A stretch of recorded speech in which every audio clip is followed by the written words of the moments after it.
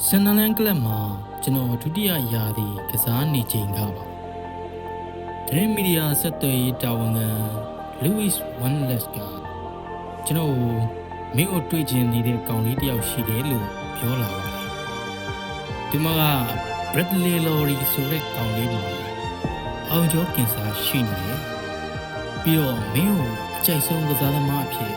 သူကသဘောကျနေတယ်လို့ရှင်းပြပါတယ်ကျွန်တော်ကလည်း Okay ဟုတ်ပြီလေကိစ္စမရှိပါဘူးတွေးကြတာပေါ့လို့ပြောလိုက်ပါတယ်ဒါပေမဲ့သူဘလိုမျိုးလဲဆိုတာကျွန်တော်မသိခဲ့ပါဘူးသူမပြောတဲ့အတိုင်းဆိုသူကအရန်ကိုရှက်တတ်ပြီးတိတ်ဆိတ်ငြိမ်သက်နေမဲ့သူလို့ကျွန်တော်ထင်ခဲ့ပါတယ်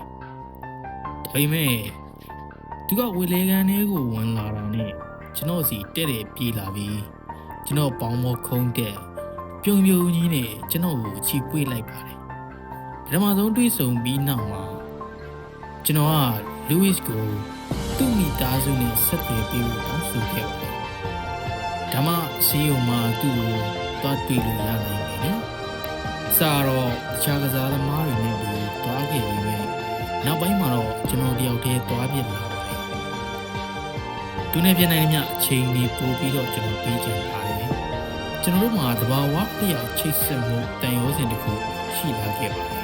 အဲ့ဒါကိုကျွန်တော်ဘယ်လိုရှင်းပြရမှန်းတော့မသိတော့ပါဘူးဆန္ဒလမ်းမှာသူရှိနေတာနဲ့ပဲကျွန်တော်နေသားကြသွားတော့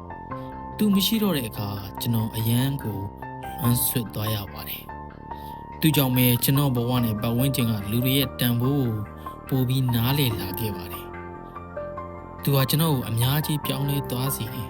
ကျွန်တော်ရဲ့အမြင်ဟာလည်းလုံးဝကိုပြောင်းလဲသွားခဲ့ပါတယ်